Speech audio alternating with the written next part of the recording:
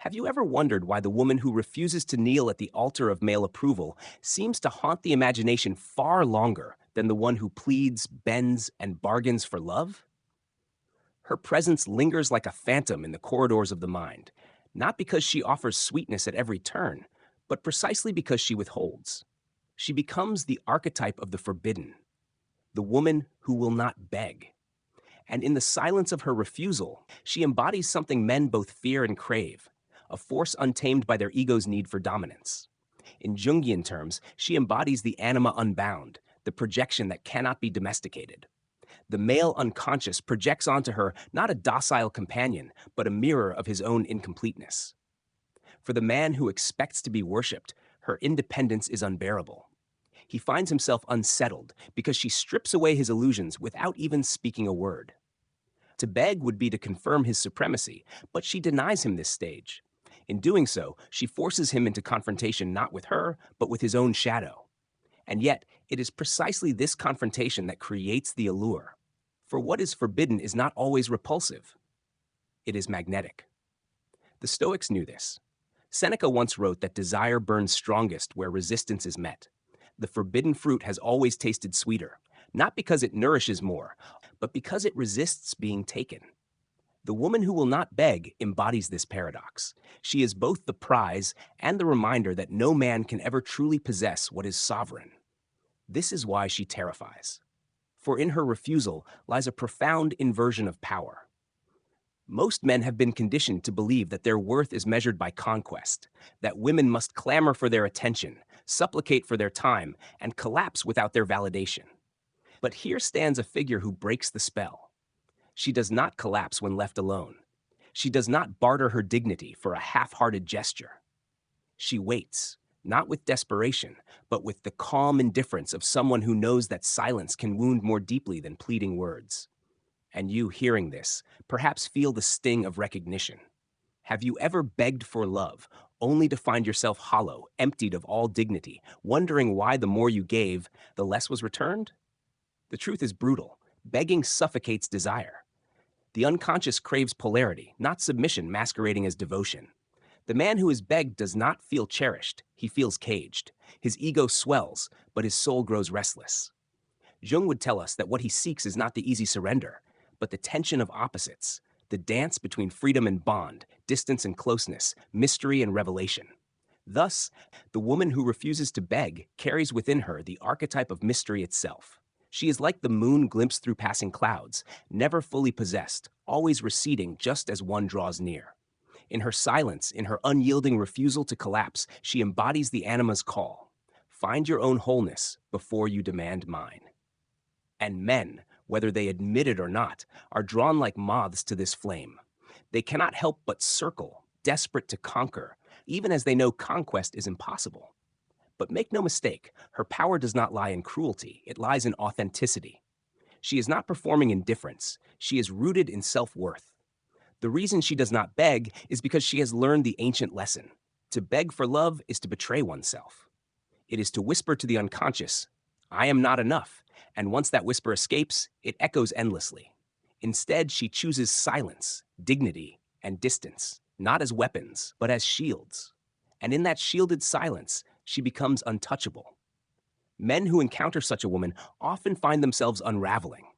They mistake her refusal for rejection, but it is deeper than that. What unsettles them is not that she denies them, it is that she forces them to see their own dependency. The man who needs her begging to confirm his dominance must now confront the emptiness of his own soul. Her refusal shines a light on his shadow, revealing how fragile his self-worth truly is. And though he may resent her, though he may curse her name, he cannot forget her. For the forbidden is never forgotten.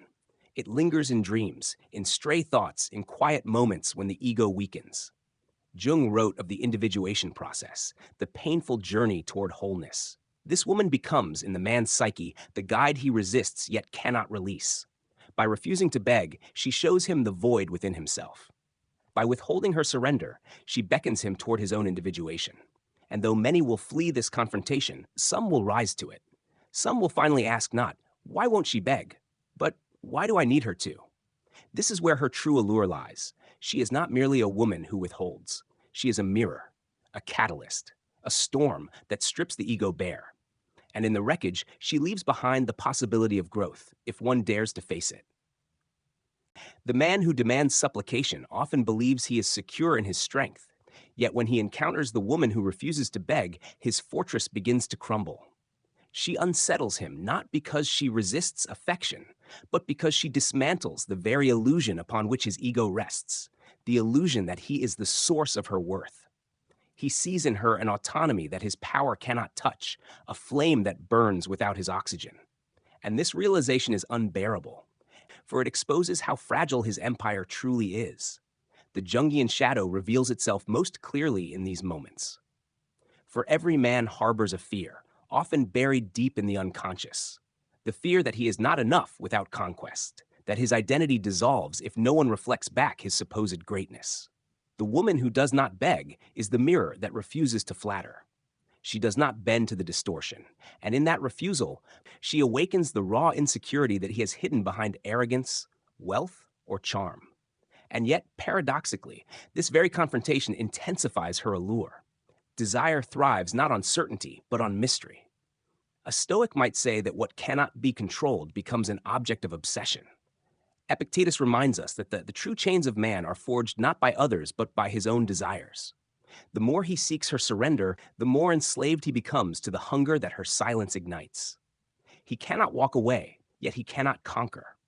He is trapped in a cycle of longing, circling the flame like an insect, both terrified and enthralled. For her, however, the refusal to beg is not a strategy, but a state of being. She does not manipulate. She simply abides by an inner law. She has tasted the humiliation of bending too far, of offering her soul in exchange for crumbs of affection, and she has chosen never to betray herself again.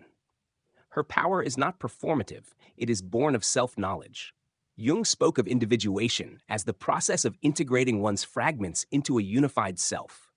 She has done this work. She has confronted her own shadow, faced her own wounds, and emerged whole enough to know that her value does not lie in another's recognition. When she withholds, it is not to punish, it is to protect. To beg for love is to place the key to her soul in another's pocket, and she will not allow that theft. She understands that begging is not love, it is fear. It is the child within, desperate for approval, reenacting the old trauma of abandonment. She has tended to that child, soothed its cries, and now stands as a guardian over her own heart. No man may demand that she betray that sacred vow to herself. And you, listening, perhaps you recognize the truth of this. How often have you begged for scraps, mistaking humiliation for devotion? How often have you sacrificed your dignity, hoping that your tears would bind someone to you? But tears born of fear never bind. They repel. The human psyche recoils at the sight of desperation, for it reminds us of our own fragility. Desire requires tension, not collapse. When you beg, you dissolve the polarity that sustains attraction. You become not a partner, but a supplicant. That is why her silence burns hotter than any declaration. She does not need to scream her worth, she embodies it. In a world where so many collapse for the promise of fleeting validation, she becomes an anomaly, a figure who awakens awe precisely because she does not fall. Like the archetypal queen, she sits upon her throne not because others bow, but because she refuses to bow herself. And the throne she guards is not built of gold or jewels, but of the unshakable stone of self-respect. Men sense this power instinctively. Some are enraged by it. They will call her cold, unyielding, arrogant. They will attempt to punish her indifference, withdrawing affection as if it were a weapon, hoping to see her falter. But she does not falter. Their games fall against the armor of her self-possession, and so their anger only deepens their obsession. For hatred is merely the shadow side of desire. Both bind the psyche to the object that resists. Others, however, are transformed by her. They recognize that her refusal is not rejection, but invitation, an invitation to step into their own wholeness. She becomes their mirror, forcing them to ask why they need her, begging to feel worthy.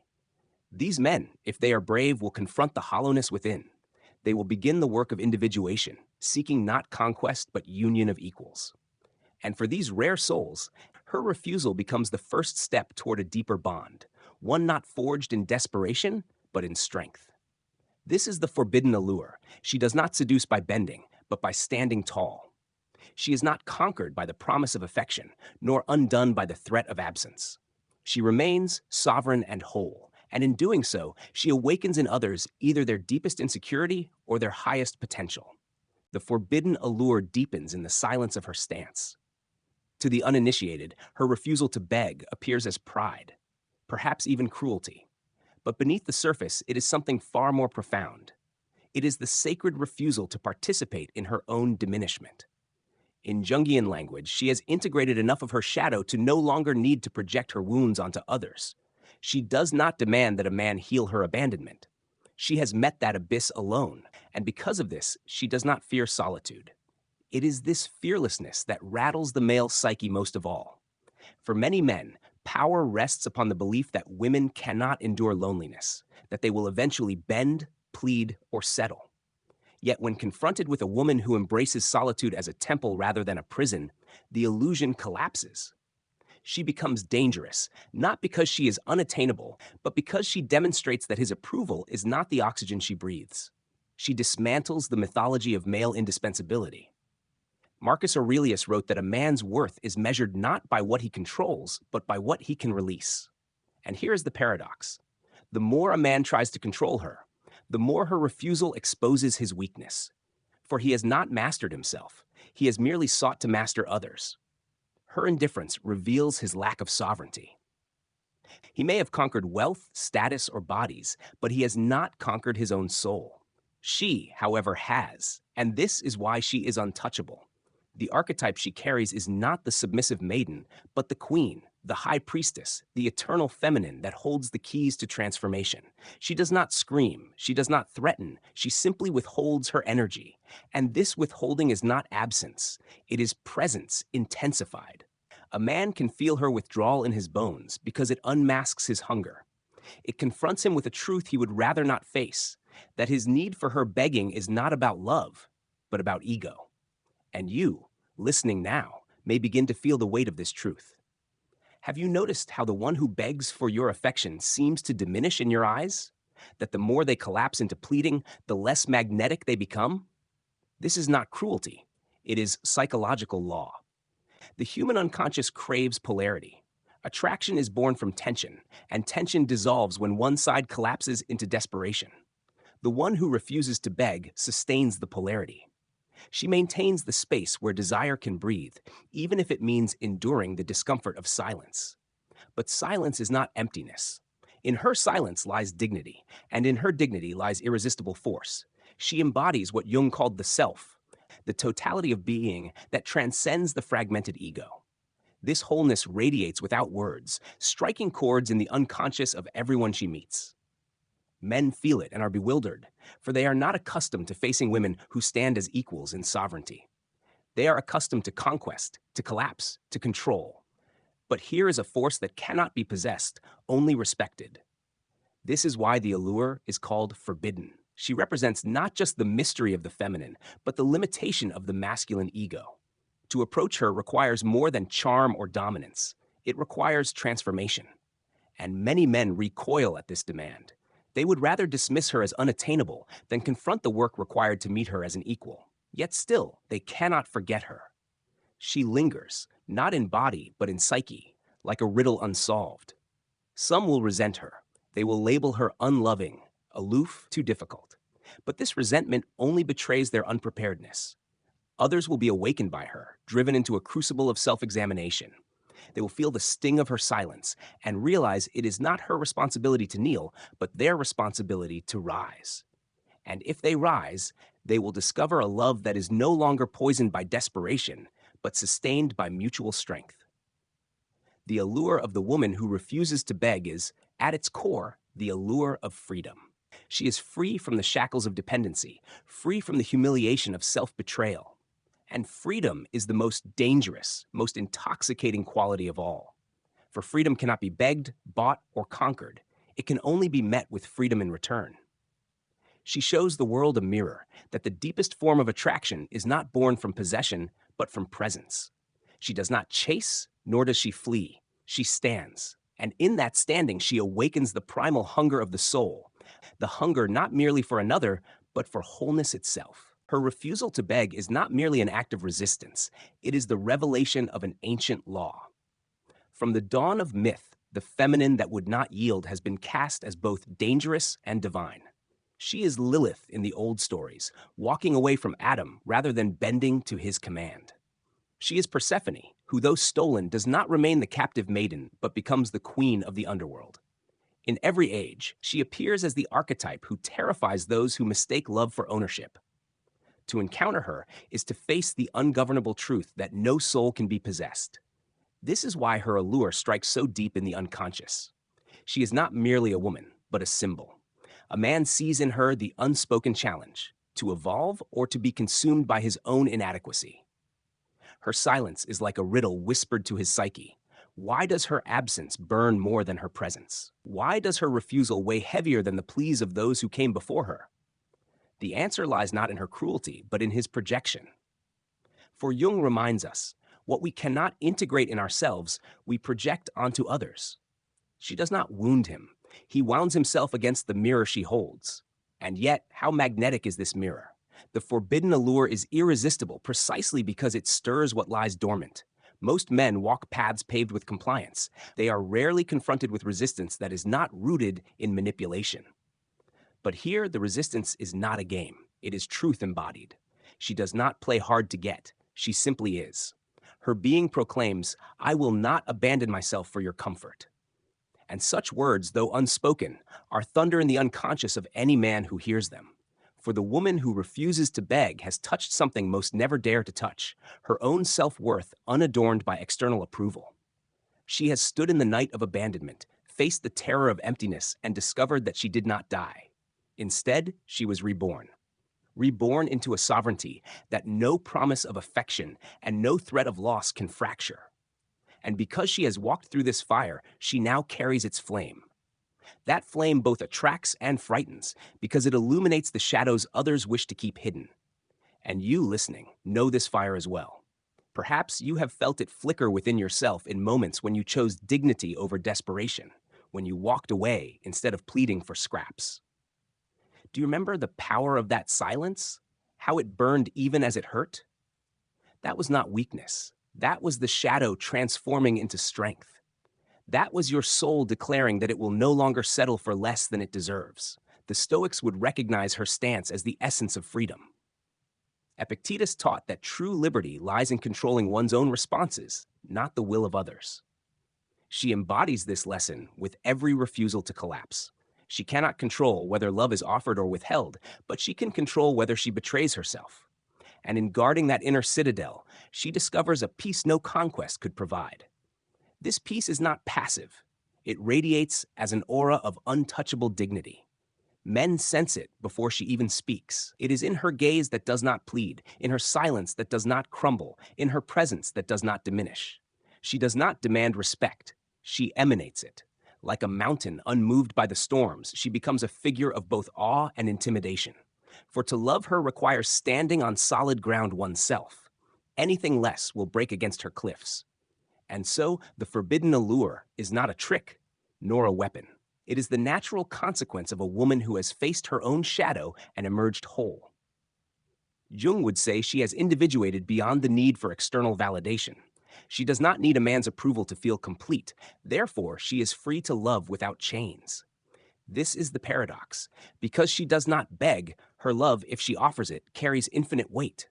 For it was not won by pressure nor extracted by fear, but given freely from abundance. This kind of love is terrifying to the insecure because it cannot be manipulated. It cannot be earned through dominance, nor lost through absence. It is sovereign, untamed, and pure. And so she remains forbidden, not because she withholds love, but because she withholds her own betrayal. The allure of such a woman reshapes the landscape of attraction itself. She no longer moves within the economy of pleading and concession. She moves in the currency of truth, and only those who can pay with the coin of their own wholeness may enter her kingdom. For she does not chase, and she does not yield. She waits, not with desperation, but with the calm patience of one who knows that what is meant for her cannot be lost. The woman who refuses to beg becomes a paradox that the male psyche cannot easily resolve. She is both a wound and a beacon. She unsettles because she exposes weakness, yet she entices because she radiates strength. To a man who has never questioned his entitlement to submission, she is unbearable. To one who seeks truth, she is unforgettable. Her presence forces the unconscious to reckon with a painful reality. Love is not validated by supplication, but by self-possession. And here lies the forbidden essence. She does not serve the ego's hunger. She serves something higher, something archetypal. She becomes the embodiment of what Jung called the anima as guide, the feminine that draws man toward individuation, not through indulgence, but through challenge. Her refusal is the invitation, not an invitation to conquer her, but to conquer himself. To meet her, he must meet his shadow. To hold her, he must first hold his own brokenness without collapsing under it. This is why she is remembered long after she is gone. The begging woman can be forgotten, for her collapse confirms nothing but the ego already known. But the woman who does not beg leaves a scar, or perhaps more accurately, a doorway. Every memory of her is laced with the haunting possibility of growth unrealized. She becomes a myth within the man's psyche, the one who revealed his incompleteness and demanded his evolution. Whether he rose to the challenge or fled, he will never erase the image of her silence. And what about her? Does she stand untouched, aloof, and unbothered?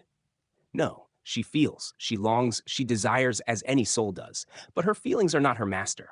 She has seen where desperation leads, and she will not return to that exile. She loves from a place of choice, not compulsion. She gives without begging to be received. In her heart lives a stoic discipline, an inner fortress guarded not by coldness, but by clarity. She knows what Seneca taught, that true freedom is found not in having everything, but in needing nothing that would cost one's dignity. To live in this way is to be feared, admired, and misunderstood. Many will accuse her of arrogance. Many will attempt to shame her into submission. Society has always feared the woman who cannot be controlled, branding her witch, temptress, or heartless queen. Yet beneath these accusations lies recognition. Her power is undeniable. She embodies the autonomy that others secretly yearn for, but fear to claim. And you, listening now, may feel the stirrings of this power within yourself. Perhaps you have silenced it, afraid that refusing to beg would leave you unloved. Perhaps you have bowed your head when you should have raised it, believing that collapse was the price of connection. But hear this, love won by begging is not love. It is dependency, wrapped in the illusion of devotion. Real love cannot be coerced. It flourishes only where both stand sovereign. This is the heart of her allure. She is not enslaved to the fear of loss. She knows that to betray herself is the greater loss. When she refuses to beg, she is not withholding love, but preserving truth. And in preserving truth, she becomes irresistible to those who are ready and intolerable to those who are not. Consider how the psyche responds to this polarity. The insecure ego craves adoration. It feeds on begging because begging validates its supremacy. But the deeper self, the self that Jung described as the center of wholeness, does not crave adoration. It craves recognition, resonance, authenticity. The woman who refuses to beg awakens this deeper hunger. She forces the man to confront whether he seeks validation or truth. And the truth is frightening because it cannot be controlled. In her, desire becomes spiritual. It ceases to be about possession and begins to be about transformation. To be with her requires that one evolve. To touch her heart requires one's own heart to be purified of the ego's greed. This is why her love feels different. It is not a love that consumes, but a love that awakens. And so she stands as a paradoxical figure, forbidden yet magnetic, untouchable yet unforgettable. She is the woman who says without words, I will walk beside you, but never beneath you. I will love you, but never beg for you. I will share my soul, but never sell it.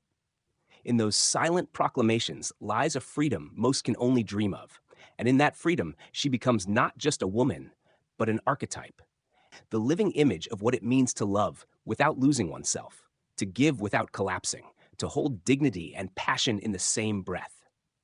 Her allure is not in her beauty, nor in her mystery, but in her wholeness. And wholeness, once glimpsed, can never be forgotten. The woman who refuses to beg teaches the ultimate lesson, that the deepest form of attraction arises not from dependency, but from sovereignty. And in her sovereignty, she does not diminish love, she elevates it. The woman who knows her worth doesn't chase, she chooses. Ian.